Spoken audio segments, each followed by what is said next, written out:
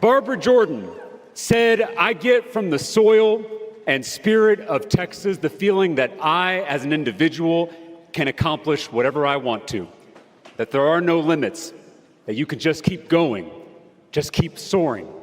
I like that spirit."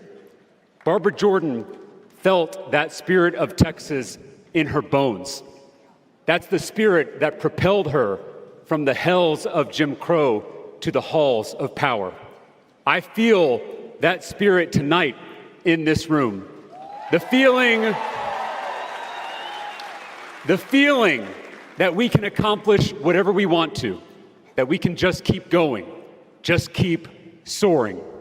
I like that spirit too. I'm an 8th generation Texan. Our family has been here since it was Mexico. We may not have always been wealthy or well-educated, but we always served our state as soldiers and sailors, preachers and teachers. We trace our roots back to a farmer named Elijah Stapp, who came to Texas in 1826, exactly 200 years ago. Back then, Texas was ruled by a military dictatorship that was accumulating wealth and power for the people at the top. The people in Elijah's community decided to do something about it. So they elected James Kerr to go to a convention just like this one and help write the Texas Declaration of Independence. Kerr was a famous and successful leader. They eventually named Kerrville after him. But they needed a backup delegate. So they elected my ancestor, Elijah Stapp, to be the understudy. Now, by all accounts, Elijah wasn't the most successful farmer. You'll notice there isn't a Stappville, Texas. But when James Kerr was unable to attend the convention, it was unimpressive Elijah who was called upon to sign the Texas Declaration of Independence. He risked everything to defy a tyrant. His service came with a sacrifice. 4 months later, Santa Anna's army destroyed Elijah's home, leaving him, his wife, and their 6 children destitute. That day, Elijah sent a letter to his neighbors.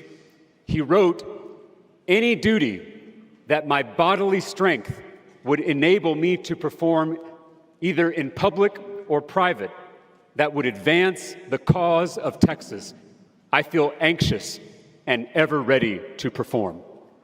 Even in his darkest hour, Elijah was still committed to the cause of Texas.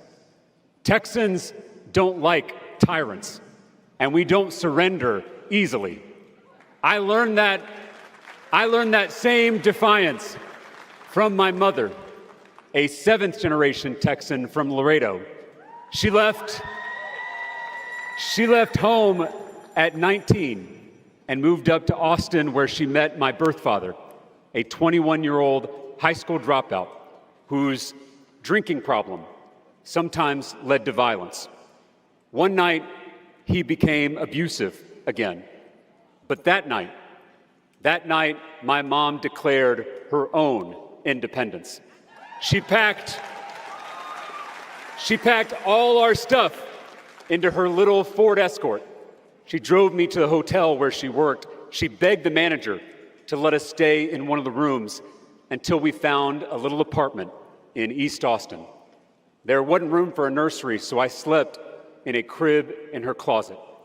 And she was so proud of that closet. She decorated it with toys and pictures. No one was going to tell her it wasn't a nursery. That's what it means to be a Texan. We are strivers and builders and dreamers of all colors and creeds, of all backgrounds and beliefs. It's in our blood. Texans don't like tyrants, and we don't surrender easily. Growing up, my mom told me every day how lucky I am to live in this state. She always said, "Why would you want to live anywhere else? Texas has everything: beaches and mountains, plains and piney woods, big cities and small towns. She taught me that Texas is beautiful, Texas is bold, and most importantly, Texas is big. Big hair, big hearts, and big dreams. Our athletes are beloved across the globe. Cowboys, Astros, Spurs. Our musicians are so iconic, they only need one name. Willie, Selena, Beyonce. Hell, we got the biggest donuts in the world in my hometown of Round Rock, Texas. But the current political landscape is too small for Texas. The politics of this state is narrow-minded and short-sighted. Texas used to be known for our hospitality. Our nickname is the Friendly State. Friendship is our official state motto. The word Texas comes from the Caddo Native American word for friend. What's interesting is that they didn't use that word to describe a friend in their own tribe. They used that word to describe a friend in a different tribe. Friendship across tribes. Friendship across divides. That's what makes Texas so great. We're this big mashup of all these different people, all these different cultures, all these different friends. Think about Tejano music. If you're listening to a Selena song, you're hearing Spanish vocal styles from northern Mexico, but you're also hearing polka dance rhythms from Czech and German immigrants. This uniquely Texan ability to welcome new friends and new ideas has made us one of the most exciting and innovative states in the country. We're the state that put a man on the moon. We're the state that pioneered ranching and energy and computers. We're the state that gave this country Barbara Jordan, Ann Richards, LBJ, and the Great Society. We're the state that put breakfast in a taco.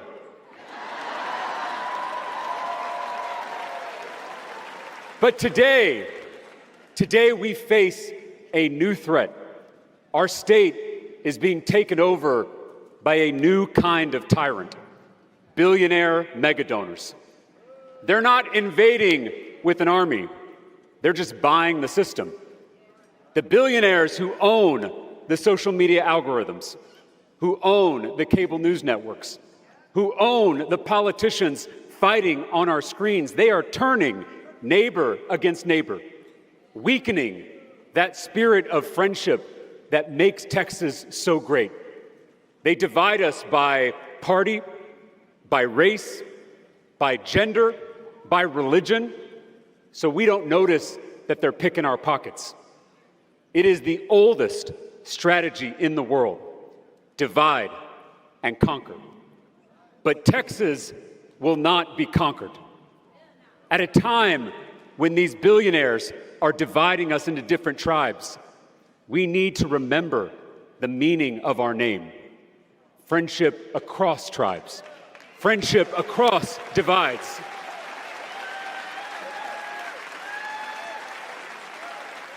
In 1960, John Steinbeck took a road trip across America. He wrote about the virtues and the quirks of each state he visited. And when he got here, he wrote that Texas is not just a state, it's a state of mind.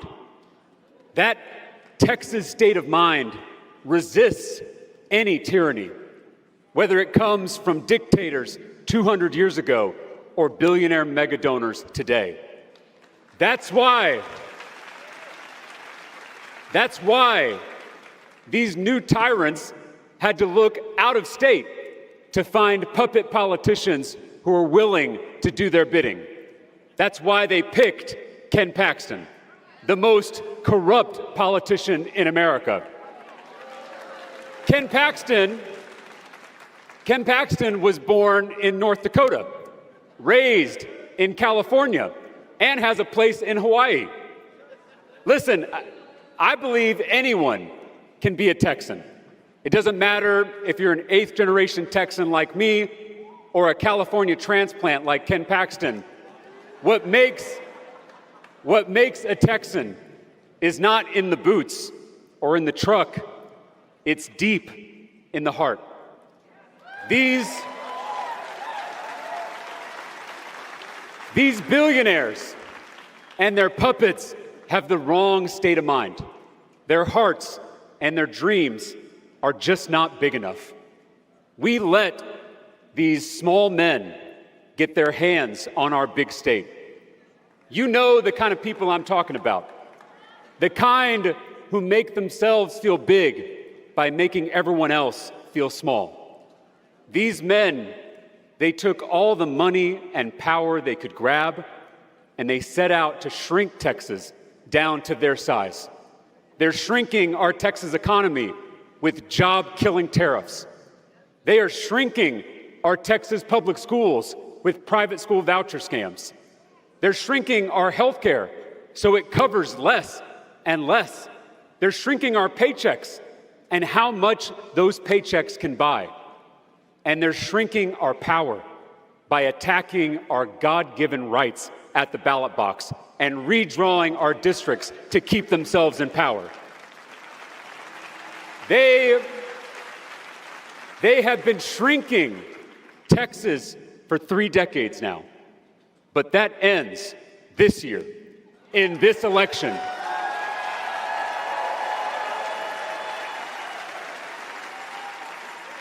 In November, we can make Texas big again. We can make Texas friendly again. We can make Texas Texas again. We have the chance to take back our state from those billionaire mega donors and their puppet politicians who stole it from us. Lyle Lovett had a song called "That's Right, You're Not From Texas." Come to think of it, he might have written it for Ken Paxton. There's a line in that song that I love. It goes, "At a dance hall down in Texas, that's the finest place to be.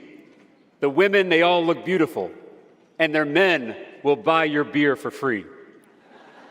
Every Texas bar has those regulars, the ones who pick up a round, the ones who check on the guy who's drinking alone, the ones who share a laugh or a story or their fried pickles. And every bar also has that one guy. He's loud, he's obnoxious, he makes all the women in the bar feel uncomfortable.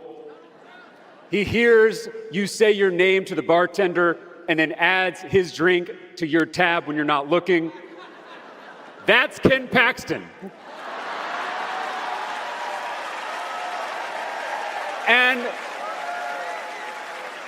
And I don't know about y'all, but I'm done picking up his tab.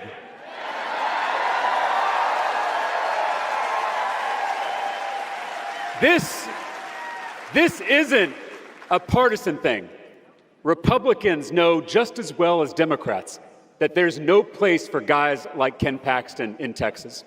That's why these two parties that don't seem to agree on anything these days came together to impeach the most corrupt politician in America. And it's why we will come together once again to defeat him in November.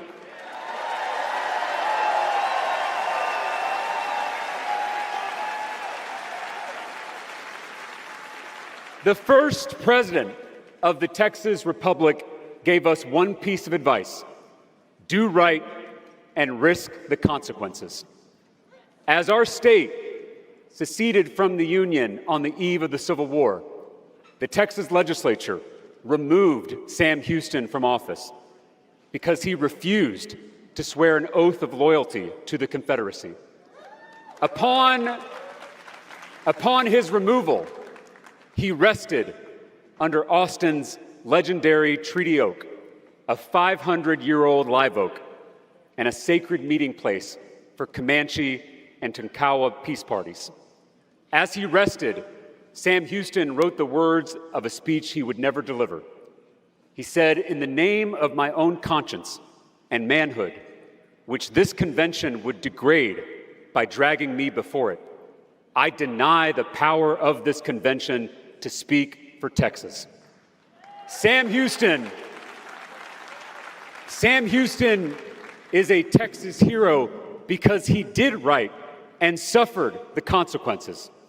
What would Sam Houston think about the small men who are shrinking Texas? What would Sam Houston, who put Texas before himself, say about Ken Paxton, who puts himself before Texas? What would Sam Houston say to all of us at this critical moment in Texas history? I think he would say, "Do right and risk the consequences."